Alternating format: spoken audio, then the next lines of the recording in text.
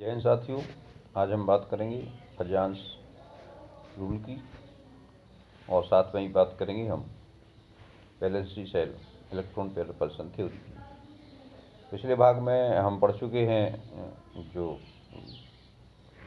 बंध होते हैं उनकी ध्रुवणता कैसी होती है, उनमें द्विध्रुवा गुण कैसे उत्पन्न होता है। इसके संबंध में फजांस ने कुछ नियम दिए हैं।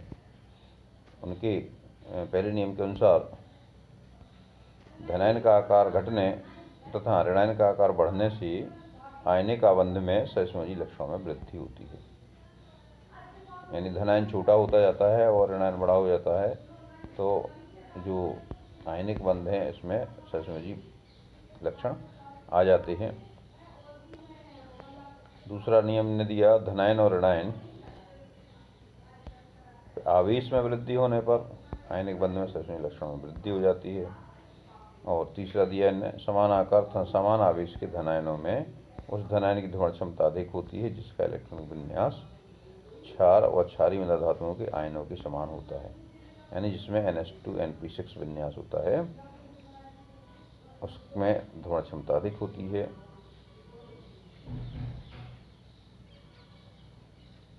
और जिनमें विन्यास संकर्ण धातुओं के अनुरूप होता है, यानी इसमें इसके डी कक्षक में कुछ इलेक्ट्रॉन होते हैं,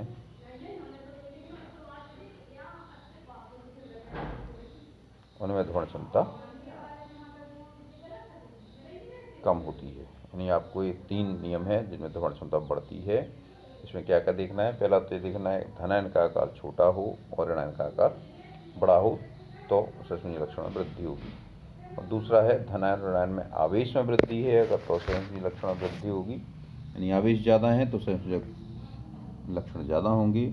और तीसरा, जिनका इलेक्ट्रॉनिक विन्यास उत्कृष्ट गैस के विन्यास जैसा हो उसकी ध्रुवण क्षमता, उस धनायन की ध्रुवण क्षमता ज़्यादा होगी। और जिस धनायन का विन्यास डी ब्लॉक के संकर्ण धातुओं के जैसा हो, यानी जिसके डी ऑर्बिटल में कुछ इलेक्ट्रॉन हो और एस ऑर्बिटल में कोई इलेक्ट्रॉन ना हो, उसकी ध्रुवण क्षमता ज़्यादा होती है। तो ये होगा फजांस रूल्स। अब हम देखें संयुक्ता कोष इलेक्ट्रॉन युग्म प्रतिकर्षण सिद्धांत को। तो 1940 में सजीवेकोव ने ये सिद्धांत दिया। उन्होंने ये बताया कि जो संयुक्ता कोष है, केंद्रीय परमाणु है, उसकी संयुक्ता कोष में उपस्थित इलेक्ट्रॉन युग्म ज्यामिति को प्रभावित करते हैं, उनके बीच में प्रतिकर्षण होता है। उसकी कुछ प्रमुख धारणाएं हम यहाँ आज पढ़ने जा रहे हैं। और इसको 1957 में नाइहोम और गिलेस्पी ने उसको डेवलप किया है और वर्तमान स्वरूप ये है इसका। इसकी जो पहली अवधारणा है वो ये है कि अणु की आकृति केंद्रीय परमाणु के आसपास उपस्थित संयोजी कोष के इलेक्ट्रॉन युग्मों की संख्या पर निर्भर करती है। संयोजी कोष में 2 प्रकार के इलेक्ट्रॉन युग्म होंगे। एक तो होंगे बॉन्डेड पेयर। बॉन्डेड पेयर वे हैं जो 2 परमाणुओं के बीच में सहभाजित होते हैं, यानी इसमें 2 एटम हैं ए और बी, इनके बीच में साझे के इलेक्ट्रॉन युग्म होते हैं। तो जो साझे वाले इलेक्ट्रॉन युग्म हैं वो कहलाते हैं बंदी या बॉन्ड पेयर।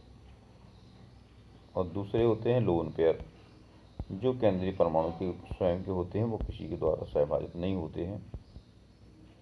तो इन दोनों की संख्या पर निर्भर करता है कि अणु की ज्यामिति क्या होगी। दूसरी अवधारणा है इनकी, केंद्रीय परमाणु के संयुक्ता कोष में उपस्थित इलेक्ट्रॉन युग्म एक दूसरे को प्रतिकर्षित करते हैं। प्रतिकर्षित क्यों करते हैं? क्योंकि दोनों के इलेक्ट्रॉन क्लाउड पर नेगेटिव चार्ज होता है, ऋणावेश होता है, इसलिए एक दूसरे को ये रिपेल करते हैं। तीसरी अवधारणा ये है इनकी, ये इलेक्ट्रॉन युग्म त्रिविम में उन स्थितियों में अवस्थित होने का प्रयत्न करते हैं जिसके फलस्वरूप इनमें प्रतिकर्षण न्यूनतम हो। यानी ये न्यूनतम प्रतिकर्षण की स्थिति में व्यवस्थित होने का प्रयास करती है। और जैसे 2 युग्म हैं तो ये 180 अंश पर व्यवस्थित होंगी, 3 है तो 120 पर व्यवस्थित होंगी, 4 है तो 109 पर व्यवस्थित होंगी। और चौथी अवधारणा है इनकी, संयोजकता कोष एक गोले के रूप में माना जाता है। इलेक्ट्रॉन युग्म गोलीय सतह पर एक दूसरे से अधिकतम दूरी पर स्थित होते हैं। पांचवी अवधारणा है जो बहुबंध है, यानी जिसमें एक से अधिक बॉन्ड जुड़े हुए हैं। बहुबंध को एकल इलेक्ट्रॉन युग्म के रूप में तथा इस बहुआबंध के 2 या 3 इलेक्ट्रॉन युग्मों को एकल सुपर युग्म समझा जाता है। यदि किन्हीं 2 परमाणुओं के बीच में डबल बॉन्ड या ट्रिपल बॉन्ड है तो उनकी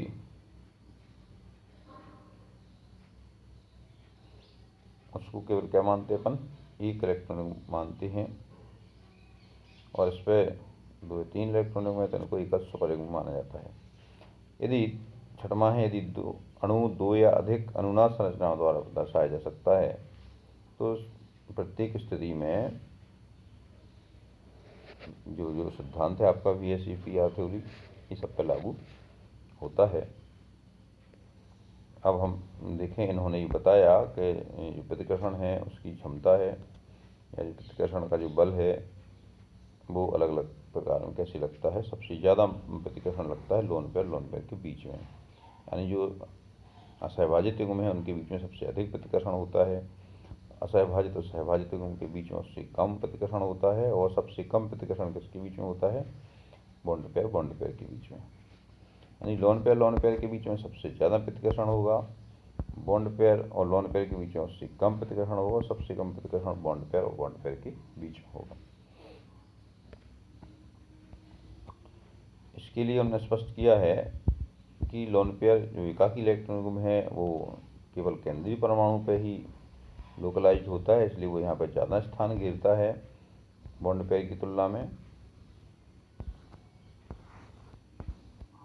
क्योंकि ये लोन पेयर इसके पास में ही रहता है, इसी पे ही रहता है, पूरा इसी का पार्ट है, जबकि ये बॉन्ड पेयर है आपका 2 परमाणुओं का पार्ट है, तो ये थोड़ा सा दूर रहता है, इसीलिए इसका जो प्रतिकर्षण है लोन पेयर का वो अधिक होता है, अधिक स्थान घेरता है, इसलिए प्रतिकर्षण भी अधिक करता है। जबकि बॉन्ड पेयर कम स्थान घेरते हैं, दूर दूर रहते हैं, इसलिए इनके प्रतिकर्षण कम रहता है। तो जब भी किसी अणु में लोन पेयर उपस्थित रहते हैं तो उसकी जो ज्यामिति है वो थोड़ी सी बदल जाती है, प्रतिकर्षण के कारण वो थोड़ी सी विकृत हो जाती है। तो हम अणुओं को 2 वर्गों में बांट करके उनकी आकृतियों को देखेंगे। तो पहले वर्ग में वे अणु लेते हैं जिनके केंद्रीय परमाणु पर कोई लोन पेयर ना हो, यानी जिसमें असहभाजित इलेक्ट्रॉन युग्म ना हो। उनकी आकृतियाँ इस तरह होंगी, देखिए, एक केंद्रीय परमाणु के से 2 परमाणु जुड़े हुए हो, अन्य यानी AB2 टाइप का हो। AB2 यानी A होगा सेंट्रल एटम और B होगा उसके दोनों ओर जुड़े 2 एटम। इनकी आकृति कैसी होगी, रेखीय होगी, क्योंकि इनके बीच में कितना सबसे अधिकतम दूरी क्या हो सकती है, 180 अंश हो सकता है। इनके 2 एग्जाम्पल हैं, BeCl2 और HgCl2। इनके बीच में कितना कोण होगा, 180 अंश, अधिकतम यही कोण हो सकता है। अब देखिए AB3 टाइप में, इसमें अधिकतम कितना कोण होगा, 120 अंश कोण होगा, तो 120 पे व्यवस्थित रहती है और समतलीय होती है, क्योंकि एक समतल का पूरा टोटल एक राउंड मारने में पूरा कोण कितना हो जाता है, 360 हो जाता है, और 3 है तो 12 या 36, 120 डिग्री का कोण होता है। आकृति कैसी होती है, समतलीय होती है। एग्जाम्पल है इसका BF3। और AB4 टाइप की देखें तो AB4 मतलब A सेंट्रल एटम है, उसके चारों ओर 4 परमाणु लगे हुए हैं। इसकी आकृति होती है चतुष्फल की आकृति, ये 3 डायमेंशनल आकृति है आपकी, त्रिविमीय है। यदि हम एक तरफ ले लें 120 अंश पे, और इसमें एक ऊपर की ओर ले लें तो ये सब में 109, 120 नहीं होगा ये कोण, 120 तो इसमें रहेगा, इसमें कोण कम हो जाएगा, क्योंकि ये यदि समतल होता तो ऊपर का कोण कितना बचेगा, 90 अंश का बचेगा, तो ये छोटा हो जाएगा। तो आप चूँकि एक से चाहिए तो चारों एक जैसी बदलते हैं, थोड़े नीचे को हो जाते हैं, और ये कोण होता है 109.5 डिग्री। चारों के बीच में 109.5 डिग्री कोण हो जाता है। इस तरह की जो आकृति होती है वो समचतुष्फल की आकृति कहलाती है, और ये मीथेन में पाई जाती है।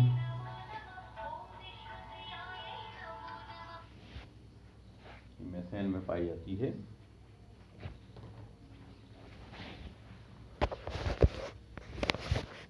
और इसका मॉडल आपको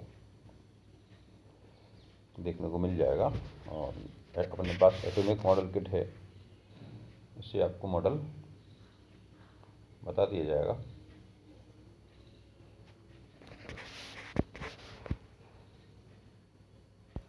अब AB5 देखिए, AB5 प्रकार की जो ज्योमेट्री होती है, इसमें एक सेंट्रल एटम होता है, उससे 5 एटम जुड़े हुए होते हैं, इसमें भी कोई लोन पेयर नहीं होता है।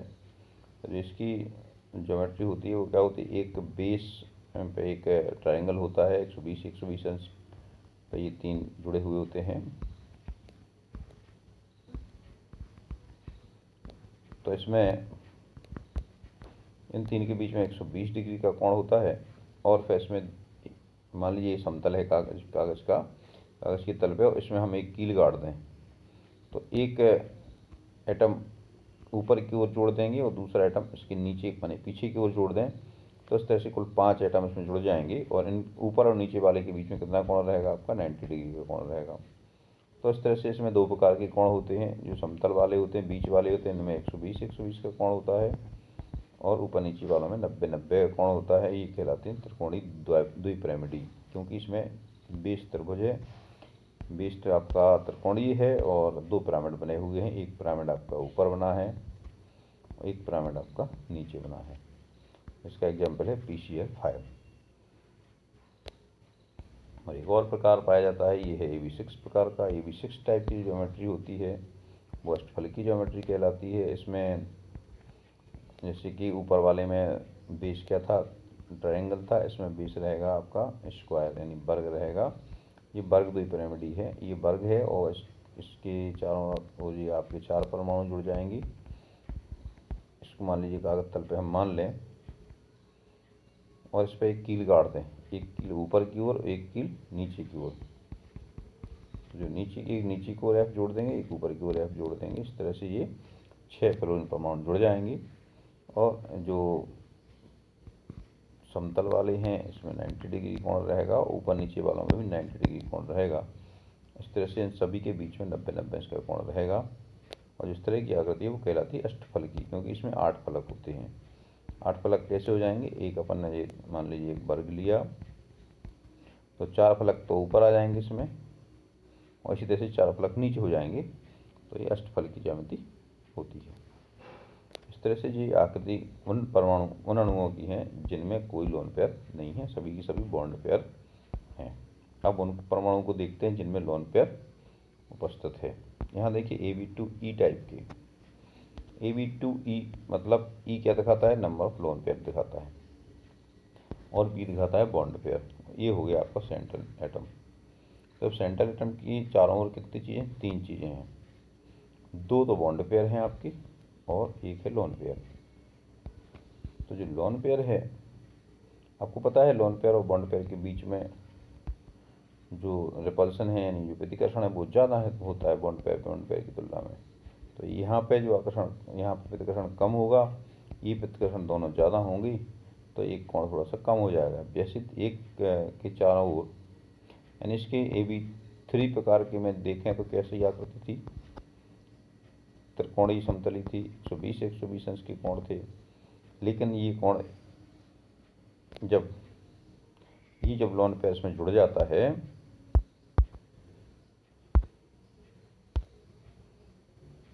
तो इसके परिणाम स्वरूप ये जो प्रतिकर्षण है ये ज़्यादा होता है। तो ये जो कोण 120 का होना चाहिए, ये 120 से रिड्यूस होकर के 119.5 हो जाएगा। ये थोड़ा सा कम हो जाएगा। इसके कारण क्या है, वो इसका प्रतिकर्षण है।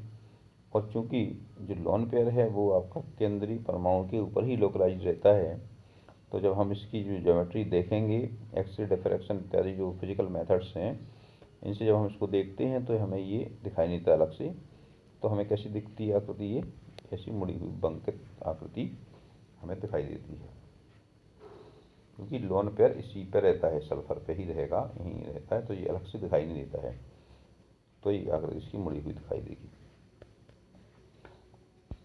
अब देखें AB3E टाइप की जो ज्योमेट्री है, इसमें क्या हुआ, इसमें एक सेंट्रल एटम से 4 एटम जो माने 4 पेयर जुड़े हुए हैं, क्योंकि एक लोन पेयर है।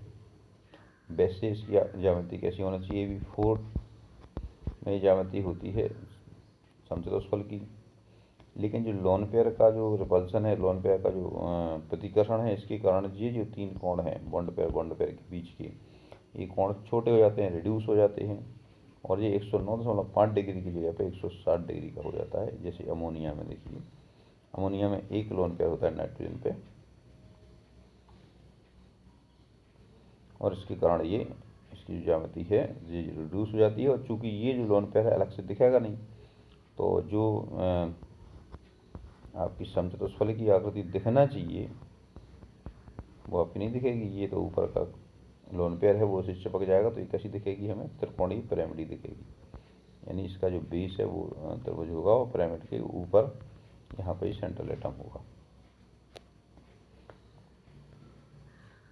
आपको पता है ना लोन पेयर की पोजीशन कैसे निकालते हैं, कैसे पता लगाएंगे किसी परमाणु को लोन पेयर है या नहीं है। देखिए इसकी आप बाह्यतम कक्ष का विन्यास देखिए। अमोनिया में कितने इलेक्ट्रॉन होते हैं, 5 इलेक्ट्रॉन होते हैं। तो इस तरह से 5 इलेक्ट्रॉन में आप देखिए एक एक यहाँ हाइड्रोजन से 3 हाइड्रोजन से एक एक बॉन्ड आपको बन जाएगा। तो ये तो हो जाएंगे आपके बॉन्ड पेयर, तीन बॉन्ड पेयर हो जाएंगे। इसके बाद 2 इलेक्ट्रॉन बचते हैं, ये लोन पेयर के रूप में रहते हैं। इस तरह से एक लोन पेयर और 3 बॉन्ड पेयर हैं इसमें। अब अगला टाइप है AB2E2, इसी में है। इसके देखिए एटम एक ही 4 और 4 आपके पेयर हैं, 2 लोन पेयर हैं और 2 बॉन्ड पेयर हैं।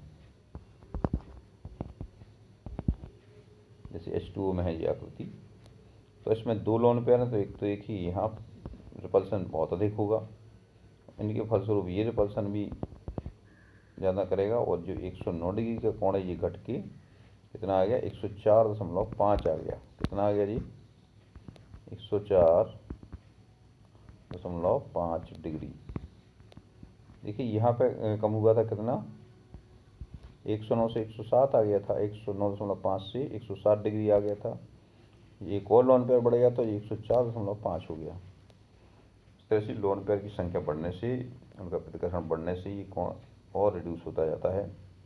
और यहाँ पे जैसे ये ऑक्सीजन, आपको पता है ऑक्सीजन में कितने इलेक्ट्रॉन होते हैं, बाह्यतम कक्ष में 6 इलेक्ट्रॉन होते हैं।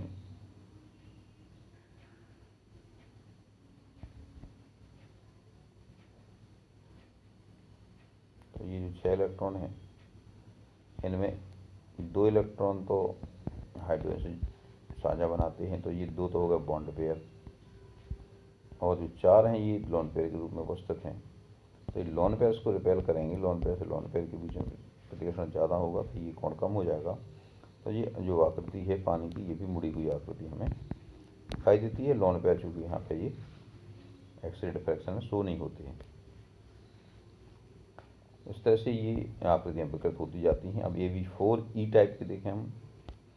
AB4E मतलब एक एटम के चारों ओर माने 5 आपके ऑर्बिटल हैं, उन 5 ऑर्बिटल्स में से एक ऑर्बिटल आपका लोन पेयर है। तो ये आकृति कैसी होती है, ढैकुली की आकृति होती है, जैसे कि SF4 में रहता है।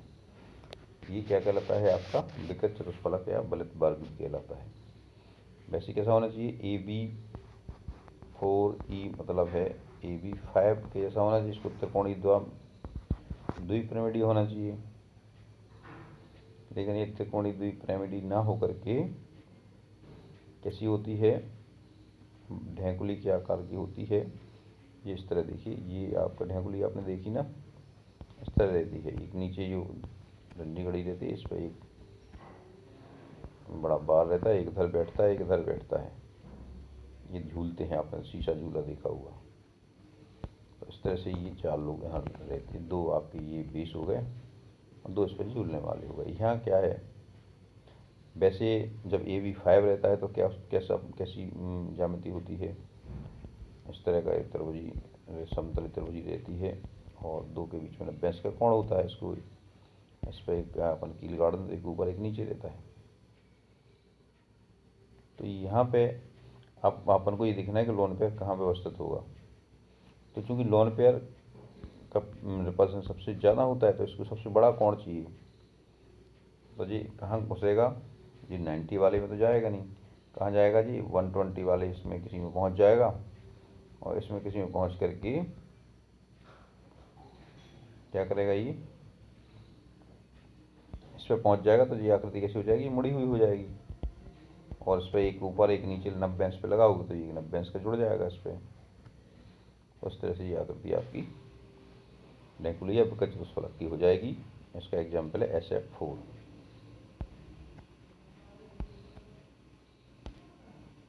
इसमें जो आपका लोन पेयर था वो कहाँ पहुँच गया था, 120 वाले पे पहुँच जाता है।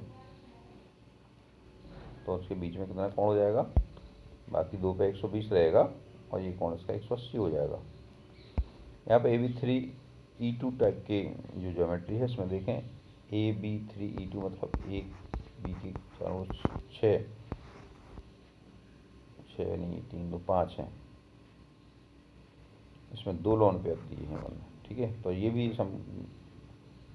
कैसा होना चाहिए, इसको त्रिकोणीय द्विपिरामिडीय होना चाहिए। लेकिन इसमें भी देखिए लोन पेयर कहाँ कहाँ जाएंगे, ये भी लोन पेयर आपके 120 वाले एंगल पे ही जाएंगे, 90 डिग्री वाले पे नहीं जाएंगी, इसलिए 120 वाले पे जाएंगी। तो ये टी की आकृति ग्रहण कर लेंगे। क्या हो जाएगा जी, टी हो जाएगा। ये चूँकि ये तो 90 वाले रहेंगी, एक जी 90 वाला भी हो जाएगा। तो इस तरह से ये टी का आकार लेंगे। CLF3 इसका एग्जाम्पल है। क्योंकि लोन पेयर में आपका रिपल्सन ज़्यादा होता है इसलिए ये मैक्सिमम दूरी पर रहने का प्रयास करेंगे। और एक और देख लीजिए, अगला टाइप है AB4E2।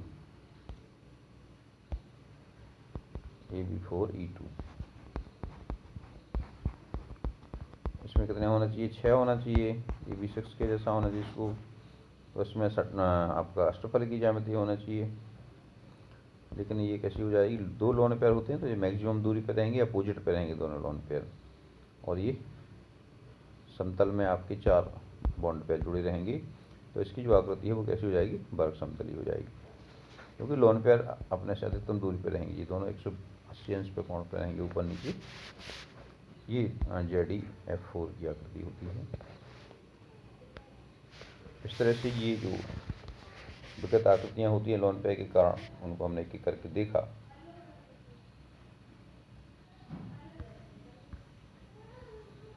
यहाँ पे कुछ एग्जाम्पल्स आपको पूछे जाते हैं परीक्षा में, ज़्यादा अमोनिया उसका पूछा जाता है, तो उसको ध्यान रखना। अमोनिया और जल कैसे उनकी आकृति विकृत हो जाती है, तो परीक्षा में माने अधिक पूछा जाता है। तो उसको आप एक बार वैसे हम बता चुके हैं आपको। इसमें अमोनिया जो होती है, नाइट्रोजन पे 5 इलेक्ट्रॉन होते हैं और ये एक एक हाइड्रोजन से जुड़ा रहता है।